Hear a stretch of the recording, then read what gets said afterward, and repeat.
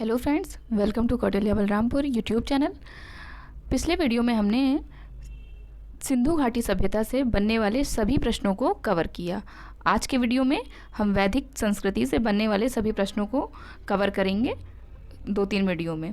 तो आइए, आज का हमारा पहला प्रश्न है कि आर्य शब्द इंगित करता है, किसको इंगित करता है? नृजाति समूह को, यायावरी जन को, भाषा समूह को या श्रेष्ठ वंश को। तो इसमें हमारा विकल्प डी सही है, श्रेष्ठ वंश को। आर्य प्राचीन भारत यूरोपीय एवं प्राचीन ईरानी भाषा बोलने वालों के लिए प्रयुक्त शब्द है। वैदिक संस्कृति में आर्य शब्द श्रेष्ठ, शिष्ट अथवा सज्जन तथा नैतिक अर्थ में महाकुल, कुलीन, सभ्य, साधु आदि के लिए प्रयुक्त हुआ है।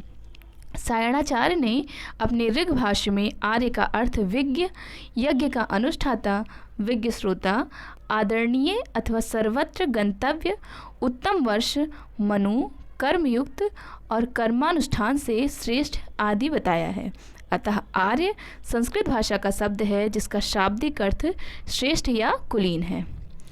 हमारा अगला क्वेश्चन है कि क्लासिकीय संस्कृति में आर्य शब्द का अर्थ है ईश्वर में विश्वासी, एक वंशानुगत जाति, किसी विशेष धर्म में विश्वास रखने वाला या एक उत्तम व्यक्ति।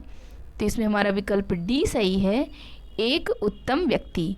क्लासिकीय संस्कृति में आर्य शब्द का अर्थ है एक उत्तम व्यक्ति।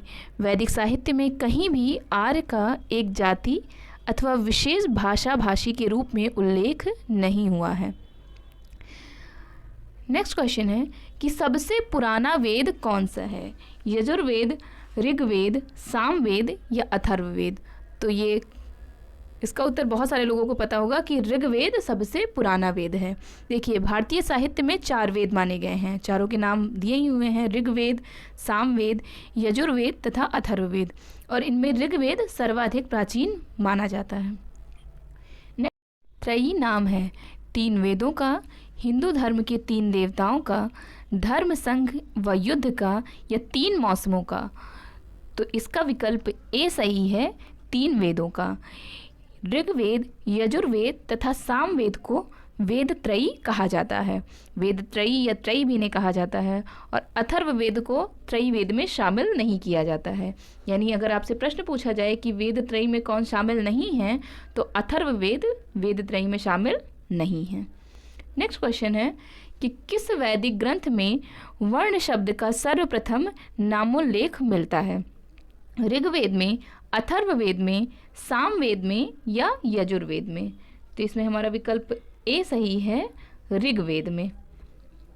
वर्ण शब्द का सर्वप्रथम उल्लेख ऋग्वेद में मिलता है। ऋग्वेद में वर्ण शब्द रंग के अर्थ में तथा कहीं कहीं व्यवसाय चयन के अर्थ में प्रयुक्त हुआ है। आर्यों को गौर वर्ण तथा दासों को कृष्ण वर्ण का कहा गया है। ऋग्वेद के 10वें मंडल के पुरुष सूक्त में सर्वप्रथम शूद्र शब्द मिलता है। नेक्स्ट क्वेश्चन है कि वर्ण व्यवस्था से संबंधित पुरुष सूक्त मूलतः पाया जाता है अथर्ववेद में, सामवेद में, ऋग्वेद में या मनुस्मृति, या 5वां एक विकल्प है कि इनमें से कोई नहीं। तो ऊपर के प्रश्न में हमने व्याख्या में देखा कि पुरुष सूक्त कहाँ मिलता है? ऋग्वेद में। नेक्स्ट क्वेश्चन है,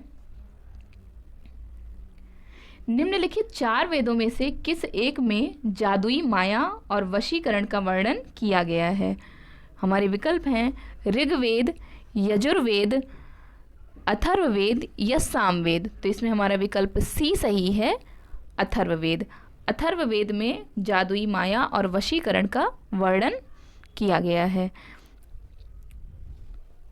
अथर्ववेद में कुल 20 अध्यायों एवं 730 सूक्तों में तंत्र, मंत्र तथा वशीकरण के संदर्भ में साक्ष्य पाए जाते हैं।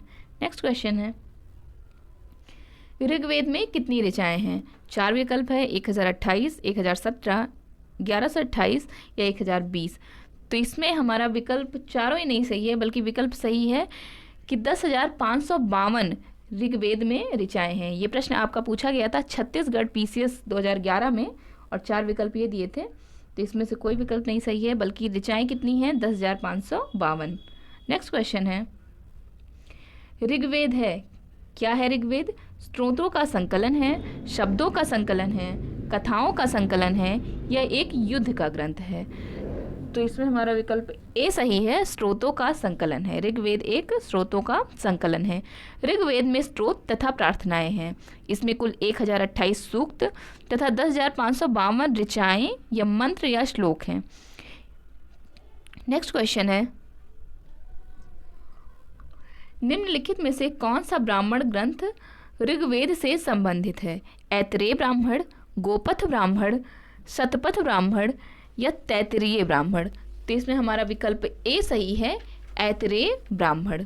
ब्राह्मण ग्रंथ यज्ञों तथा उनके अनुष्ठान के विधि विधानों के संबंध में जानकारी देते हैं। ऐतरेय ब्राह्मण तथा कौष्टकी ब्राह्मण ऋग्वेद से, पंचविश या तांड ब्राह्मण तथा जैमिनीय ब्राह्मण सामवेद से, शतपथ ब्राह्मण यजुर्वेद से, जबकि गोपथ ब्राह्मण अथर्ववेद से संबंधित हैं। नेक्स्ट क्वेश्चन है कि गोपथ ब्राह्मण किससे संबंधित है? तो इसमें अभी ऊपर में के प्रश्न में हमने व्याख्या देखा, किससे संबंधित है? अथर्ववेद से संबंधित है गोपथ ब्राह्मण। नेक्स्ट क्वेश्चन, ऋग्वेद का कौन सा मंडल पूर्णतः सोम को समर्पित है? 7वां मंडल, 8वां मंडल, 9वां मंडल या 10वां मंडल? तो इसमें हमारा विकल्प सी सही है, 9वां मंडल। ऋग्वेद में कुल 10 मंडल हैं। इसके 9वें मंडल में सभी 114 सूक्त सोम को समर्पित हैं। नेक्स्ट क्वेश्चन कि ऋग्वेद संहिता का 9वां मंडल पूर्णतः किसको समर्पित है? इंद्र और उनके हाथी को, उर्वशी एवं स्वर्ग को, पौधों और जड़ी बूटियों से संबंधित देवतागण को, सोम और इस पेय पर नामाकृत देवता को? तो इसमें हमारा विकल्प डी सही है, सोम और इस पेय पर नामाकृत देवता को ऋग्वेद संहिता का 9वां मंडल समर्पित है। नेक्स्ट क्वेश्चन है, यज्ञ संबंधी विधि विधानों का पता चलता है किस वेद से पता चलता है? ऋग्वेद से, सामवेद से या ब्राह्मण ग्रंथों से या यजुर्वेद से? तो इसमें हमारा विकल्प डी सही है, यजुर्वेद से पता चलता है। यज्ञ संबंधी जितने भी विधि विधान हैं इनका पता यजुर्वेद से चलता है। यजुर्वेद के 2 भाग हैं, शुक्ल यजुर्वेद तथा कृष्ण यजुर्वेद।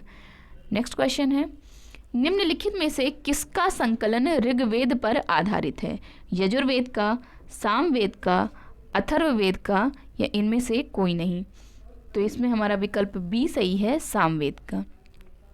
सामवेद में कुल 1875 ऋचाएं हैं, जिनमें से सामान्य मत के अनुसार 75, जबकि कुछ विद्वानों के अनुसार 99 को छोड़कर शेष सभी ऋग्वेद में भी उपलब्ध हैं।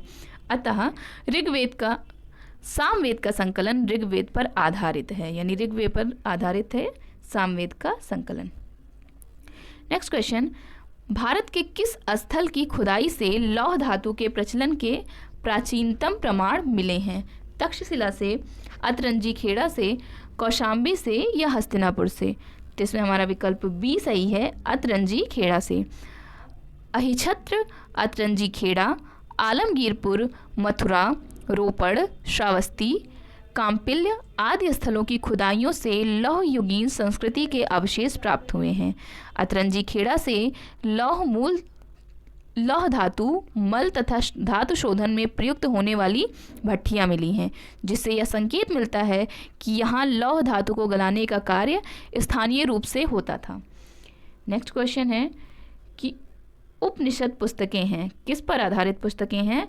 धर्म पर, योग पर, विधि पर या दर्शन पर?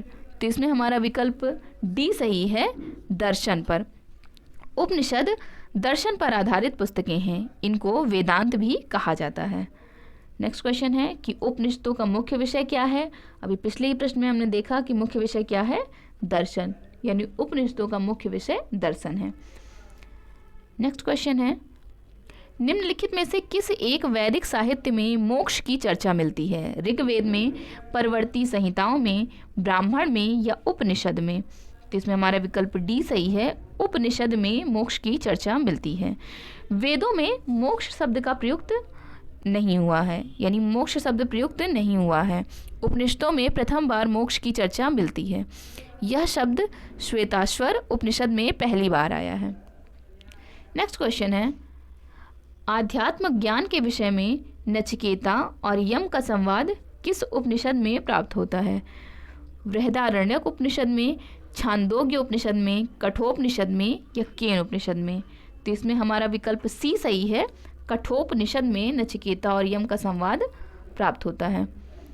कठोपनिषद में यम और नचिकेता का संवाद उल्लिखित है। इसमें आचार्य यम ने नचिकेता को उपदेश दिया है, न इस आत्मा का कभी जन्म होता है, न इसकी कभी मृत्यु होती है। यह अजन्मा, नित्य तथा शाश्वत है। कठोपनिषद कृष्ण यजुर्वेद का उपनिषद है। नेक्स्ट क्वेश्चन, नचिकेता आख्यान का उल्लेख कहाँ मिलता है? इसमें भी हमारा विकल्प सी है। पिछले प्रश्न में देख चुके हैं। कहाँ मिलता है? कठोपनिषद में। फिर क्वेश्चन है कि उपनिषद काल के राजा अश्वपति शासक थे। काशी के, केकय के, पांचाल के या विदेह के? तो इसमें हमारा विकल्प बी सही है, केकय के। उपनिषदों में वर्णित राजाओं में विदेह के राजा जनक, पांचाल के राजा प्रवाहर जाबाली, केकय के राजा अश्वपति और काशी के राजा अजातशत्रु प्रमुख थे। नेक्स्ट क्वेश्चन, कि निम्नलिखित में से वैदिक साहित्य का सही क्रम कौन सा है? वैदिक संहिताएं, ब्राह्मण, आरण्यक, उपनिषद, वैदिक संहिताएं, उपनिषद, आरण्यक, ब्राह्मण, या वैदिक संहिताएं, आरण्यक, ब्राह्मण, उपनिषद, या वैदिक संहिताएं, वेदांग, आरण्यक या स्मृति? तो इसमें हमारा विकल्प ए सही है, यानी वैदिक संहिताओं का क्रम सबसे पहले वैदिक संहिताएं, फिर ब्राह्मण, फिर आरण्यक, फिर उपनिषद। नेक्स्ट क्वेश्चन, आरंभिक वैदिक साहित्य में सर्वाधिक वर्णित नदी है? सिंधु नदी, शतद्रु नदी, सरस्वती नदी या गंगा नदी? तो इसमें हमारा विकल्प ए सही है, सिंधु नदी। सिंधु नदी का ऋग्वैदिक काल में सर्वाधिक महत्व था, इसी कारण इसका उल्लेख ऋग्वेद में सर्वाधिक हुआ है। सिंधु नदी को उसके आर्थिक महत्व के कारण हिरण्य भी कहा गया है। नेक्स्ट क्वेश्चन है कि वैदिक नदी अस्किनी की पहचान निम्नांकित नदियों में से किस एक के साथ की जाती है? व्यास नदी, रावी नदी, चेनाब नदी या झेलम नदी? तो इसमें हमारा विकल्प सी सही है, यानी चेनाब नदी। वैदिक नदी अस्किनी की पहचान चेनाब नदी से की गई है, अतः विकल्प सी सही उत्तर है। नेक्स्ट क्वेश्चन, कि ऋग्वेद में निम्नांकित किन नदियों का उल्लेख अफगानिस्तान के साथ आर्यों के संबंध का सूचक है? अस्किनी, परशुननी, कुभा या क्रमु या विपाशा सुतुद्री? तो इसमें हमारा विकल्प सी सही है, कुभा या क्रमु। ऋग्वेद में उल्लिखित कुभा यानी काबुल, क्रमु यानी कुर्रम, गोमती यानी गोमल एवं सुवास्तु यानी स्वात नदियां अफगानिस्तान में बहती थीं। इन नदियों के उल्लेख से स्पष्ट होता है कि आर्यों का अफगानिस्तान के साथ गहन संबंध था। नेक्स्ट क्वेश्चन, कि वैदिक नदी कुभा का स्थान कहाँ निर्धारित होना चाहिए? अफगानिस्तान में, चीनी तुर्किस्तान में, कश्मीर में या पंजाब में? तो पिछले प्रश्न की व्याख्या में हमने देखा कि वैदिक नदी कुभा का स्थान कहाँ निर्धारित होना चाहिए? अफगानिस्तान में। इस प्रकार हमारा विकल्प ए सही है। तो आज के वीडियो में बस इतना ही। आगे के प्रश्न हम नेक्स्ट वीडियो में करेंगे। Thank you so much.